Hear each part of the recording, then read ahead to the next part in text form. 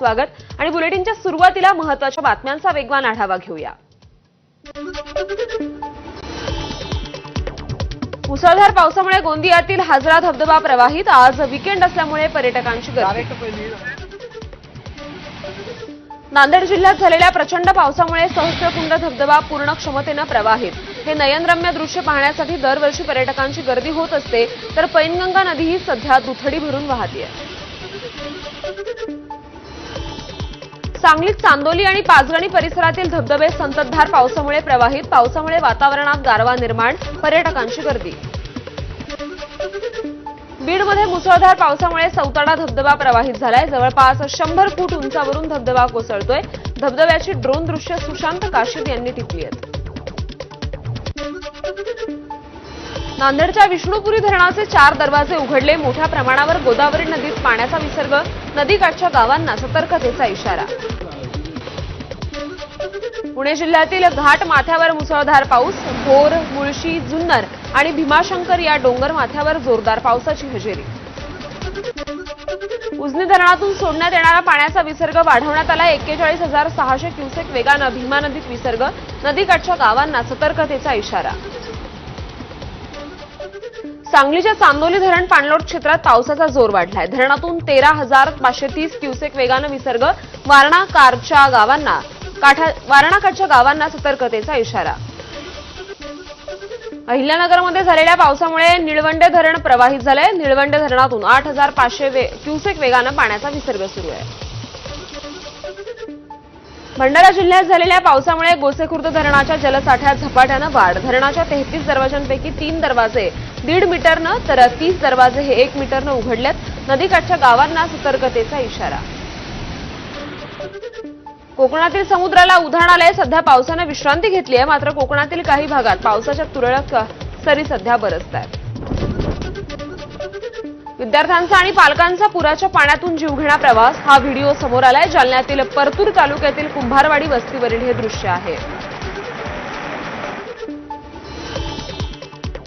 वाशिमच्या मालेगावातील आडोळ मध्यम सिंचन प्रकल्प तुडुंब भरलाय। रिसोड शहरासह शिरपूर आणि रिठत परिसरातील अनेक गावांच्या पिण्याच्या पाण्यासह सिंचनाची सोय झाली आहे। गोंदियाच्या गंगाबाई स्त्री रुग्णालयात पुराचं पाणी शिरल्याचा व्हिडिओ समोर आलाय। प्रसूती झालेल्या महिलांच्या वॉर्डात देखील पाणी शिरलं। महिला रुग्णांची त्यामुळे तारांबळ झाली। मुसळधार पावसामुळे वाईतील कृष्णा नदीच्या पाणी पातळीत वाढ। वाईच्या प्रसिद्ध महागणपती मंदिरात पावसाचं पाणी शिरलंय। लगतच्या गावांना सतर्कतेचा इशारा। गोंदिया जिल्ह्यात पावसाची विश्रांती, मात्र पुजारी टोला धरणाच्या 8 दरवाजांमधून 9,590 क्युसेक वेगानं पाण्याचा विसर्ग सुरू। नदीकाठावरील गावांना सतर्कतेचा इशारा। गोंदिया शहरातील अंडरपासमध्ये 7 फूट पाणी साचलंय। अंडरपास मार्गावर पाणी साचल्यानं आंबाटोली ते सिंगल टोली मार्ग बंद। मुसळधार पावसामुळे पुण्यातील काळू नदीलाही पूर आलाय। पुण्यातील काळू धबधब्यावर अडकलेले 40 ते 50 पर्यटकांची सुटका। रात्री उशिरापर्यंत सुरू होतं रेस्क्यू ऑपरेशन। पावसामुळे सातारा जिल्ह्यातील कोयना, धोम आणि कण्हेर धरण प्रवाहित झालंय। कोयना नदी, वेण्णा आणि कृष्णा नदीच्या पाणी पातळीत वाढ। नागरिकांना सतर्कतेचा इशारा। सांगलीतील कृष्णा नदीच्या पाणी पातळीत वाढ झाली आहे। कृष्णा नदीच्या आयुर्विन पुलाजवळची पाणी पातळी ही 18 फुटांजवळ। वर्ध्यात पावसाची जोरदार हजेरी। उमरी आणि दहेगावमधील प्रकल्प प्रवाहित। लोअर वर्धा प्रकल्पाचे 5 तर लाल नाला प्रकल्पाचे 2 दरवाजे उघडले।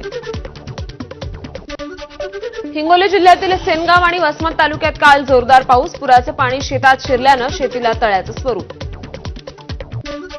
पुण्यातील नीरा खोऱ्यातील प्रमुख धरणांच्या पाणीसाठ्यात मोठ्या प्रमाणात वाढ।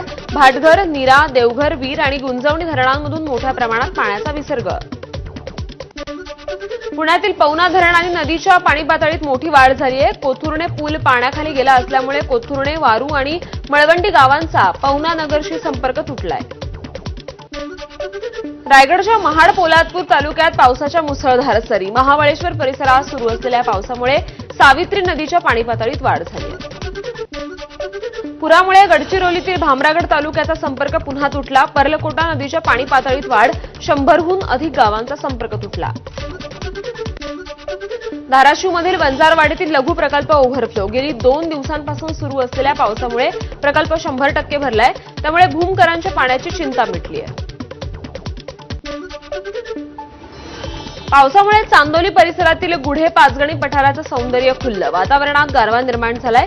चांदोलीतील सौंदर्य पाहण्यासाठी पर्यटकांची गर्दी होतीये. वर्ध्यात मुसळधार पावसाचा कहर. रस्त्यावरील पुलांची दुर्दशा. पावसामुळे पुलाचे कठडे तुटले. पुलावरील रस्त्यावर मोठ्या खड्ड्यांचं साम्राज्य आहे. शहापूरमधील अल्याणी गावात अतिवृष्टीमुळे घर कोसळले. यात शेतकऱ्याचा मृत्यू झाला. घटनास्थळी तात्काळ पंचनामे करण्याचे तहसीलदारांचे पोलिसांना आदेश. नातेवाईकांच्या अंत्यसंस्काराहून परतताना पुरात 2 जणांचा मृत्यू झालाय. 4 दिवसांनी त्यांचे मृतदेह आढळले. गडचिरोलीतील कोरची तालुक्यातील बेळगाव पुराडा नाल्यावरील ही दुर्दैवी घटना आहे.